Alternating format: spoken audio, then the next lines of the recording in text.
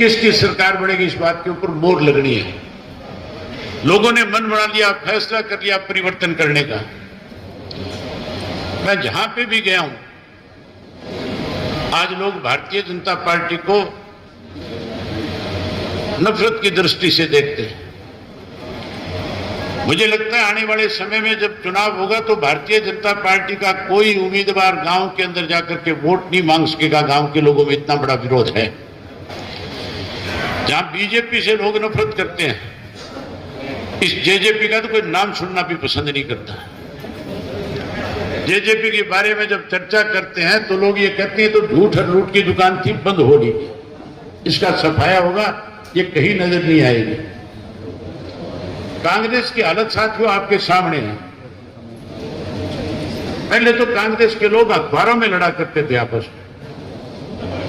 भूपेंद्र सिंह हुड्डा बयान देता था मैं मुख्यमंत्री बनूंगा, अपने किसी साथी से बयान दिलवा देता था।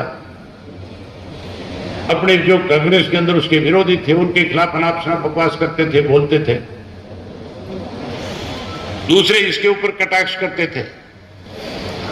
उसके बाद जब हमने ये यात्रा शुरू करी तो इन्होंने भी एक कार्यक्रम शुरू कर दिया जिसका नाम दे दिया हाथ से हाथ जोड़ो। और वो कार्यक्रम ऐसा चलाया इन्होंने कि जहां भी हाथ से हाथ जोड़ो कार्यक्रम के तहत कांग्रेस के लोग चले, वहां सब ने एक दूसरे का हाथ तोड़ने का काम किया। हाथ से हाथ जोड़ो नहीं, हाथ से हाथ तोड़ो कार्यक्रम हो गया। और अब जब संगठन की बात आई बनाने की तो फिर आपने देखा कि क्या हालत थी इनकी, कैसे आपस में लड़ रहे थे। इनको लोगों से कोई सरोकार नहीं है, इनको लोगों से कोई मतलब और संबंध नहीं है। ये तो अपने स्वार्थ की राजनीति करते हैं, अपने वर्चस्व की राजनीति करते हैं। ये तो अपने आप को ताकतवर बनाना चाहते हैं कांग्रेस पार्टी में। इसलिए लोग आज इनको भी अच्छे से समझ चुके, खास करके नई पीढ़ी जो हमारी है, जो नौजवान है, उनको इस बात का एहसास होता है कि लोग केवल और केवल अपनी राजनीति चमकाने के लिए कहीं हमारा मिसयूज कर रहे हैं। इसलिए नौजवान बड़ी संख्या में आपकी पार्टी के साथ अब की बार जुड़ा है।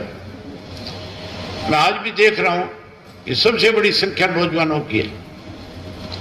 अब नौजवान लगातार इंडियन नेशनल लोकदल पार्टी के साथ जुड़ करके अपना भविष्य आगे बढ़ाना चाहता है। 10 साल कांग्रेस का राज देखा, नौजवान की अनदेखी इस देश में हुई, प्रदेश में हुई। अब 9 साल हो गए, 5 साल बीजेपी का, 4 साल बीजेपी जेजेपी के राज को हो गए। अब फिर नौजवान की अनदेखी हो रही है। हरियाणा प्रदेश में तो नौजवानों की हालत ऐसी है, 5 जिले आपके प्रदेश के ऐसे हैं, उन जिलों के अंदर 18 साल से 35 साल का कोई बच्चा नजर नहीं आएगा आपको। करनाल में, कुरुक्षेत्र में, कैथल में, यमुनानगर में, अंबाला में, किसी भी गांव में 18 साल से 35 साल का नौजवान नजर नहीं आता। सब बच्चों ने अपने माँ बाप पे दबाव बनाया, जमीनें बिकवाई, विदेश चले गए। और केवल इसलिए विदेश गए हैं कि उन बच्चों को अपना भविष्य हरियाणा में ठीक नजर नहीं आ रहा था। उन बच्चों को लगता था कि इस प्रदेश में अगर रहोगे तो आने वाले समय में तुम्हारी की हुई पढ़ाई बेकार जाएगी। मैं उन लोगों को विश्वास और भरोसा देकर के आया हूं कि आप चिंता मत करो, आप नए सिरे से इंडियन नेशनल लोकदल पार्टी को सत्ता में लेकर के आओ। सत्ता में आने के बाद हम इस किस्म के रोजगार के साधन उपलब्ध कराएंगे कि विदेश में गया हुआ बच्चा देश वापिस आएगा और अपने माँ बाप के साथ रह करके कारोबार करेगा। जहां अपना कारोबार करेगा, वहीं चौधरी ओम प्रकाश चौटाला जी ने पहले भी कोई गांव ऐसा नहीं होगा हरियाणा प्रदेश का जिस गांव से 10, 12, 15, 20, 50 बच्चों को रोजगार और नौकरी ना दी। कोई एक भी गांव है तो ऐसा बता दो जिस गांव की नौकरी ना लगे। लगे हैं कि नहीं लगे हैं? सारे गांवों की नौकरी हर गांव से लगाए थे। आने वाले समय में हमारा ये फैसला है कि हर घर से एक पढ़े लिखे नौजवान, चाहे बेटा है बेटी है, उसको रोजगार और नौकरी देने का काम करेंगे ताकि हरियाणा का बच्चा आगे बढ़े। वहीं उसके साथ साथ ये फैसला भी है कि कोई बेरोजगार रह जाएगा उसे मायूस नहीं होने देंगे। उसको 21,000 रुपया बेरोजगारी भत्ता देकर के उस बच्चे का मान सम्मान बढ़ाएंगे।